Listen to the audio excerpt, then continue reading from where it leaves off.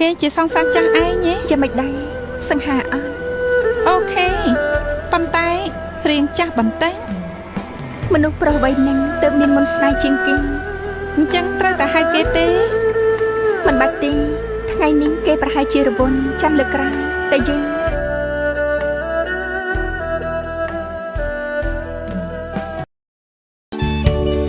តាំងពីដើមមកអូនធ្វើក្រុមយ៉ាងព្រោះតែការស្រឡាញ់អាហារឆ្ងាញ់ឆ្ងាញ់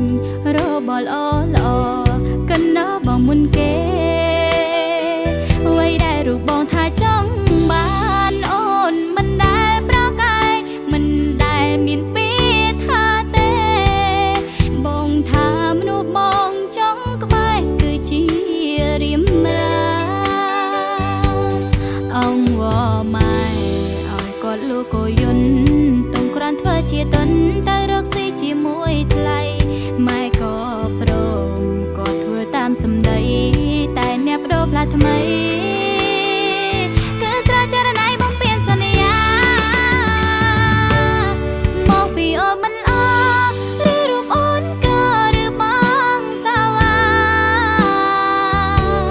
ស្ងាត់ស្ងាត់លើសំឡេងភ្លេងការគេជាអ្នកណាអស្ចារ្យយ៉ាងវៃឯណាពីសម្បត្តិតែរូបបងស្ពន់ថាព្រមចូលស្ដីគេបានខ្លាយជាប្រពន្ធថ្លៃប្រញាប់ណាបងគេកងដល់ដៃទាំងភ្នែកដល់ដៃក៏លែងមានអ្នកជូតអើ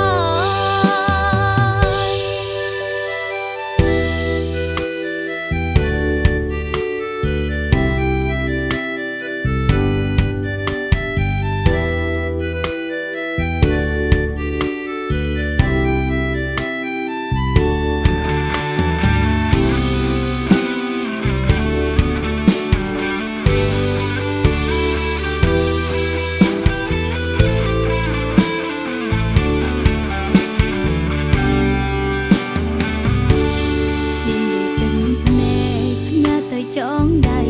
ថ្ងៃមុំក៏ជីវ៉ាដៃកាន់ដបស្រាជំនួបាញ់ផ្កាផ្ទុយពីកូនក្រមុំជូនពរឲ្យបងមានក្តីសុខឈុំក៏ហោឈប់ក្បត់រៀនរស់ធ្វើជាមនុស្សស្មោះតែបើគេក្បត់បងវិញនោះទុកជាវេនកម្មអងវម៉ែឲ្យគាត់លោកក៏យន់តុងក្រានធ្វើជាតន់ទៅរកស៊ីជាមួយថ្លៃម៉ែក៏ព្រមគាត់ធ្វើតាមសម្ដីតែអ្នកបដូរផ្លាស់ថ្មីគឺស្រចរណៃបំពេញសន្យាមកពីអូនមិនអឬរូបអូនក៏ឬបងសាវ៉ាស្ងាត់ស្ងាត់លើសំឡេងភ្លេងការគេជាអ្នកណាអស្ចារ្យយ៉ាងវៃឯណាពីសម្បត្តិតែរូបបងស្ពន់ថាព្រមចូលស្ដីគេបានខ្លាយជាប្រពន្ធថ្លៃប្រញាប់ណាបងគេកងដល់ដៃទាំងភ្នែកដល់ដៃក៏លែងមានអ្នកជូតអើយមកពីអូនមិនអឬរូបអូនក៏ឬបងសាវ៉ា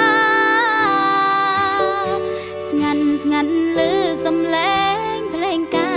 រគេជាអ្នកណាអស្ចារ្យយ៉ាងវៃឯណាពីសម្បត្តិតែរូបបងស្ពន់ថាព្រមចូលស្ដីគេបានខ្លាយជាប្រពន្ធថ្លៃប្រញាប់ណាបងគេកងដល់ដៃទាំងភ្នែកដល់ដៃក៏លែងមានអ្នកជូតអើ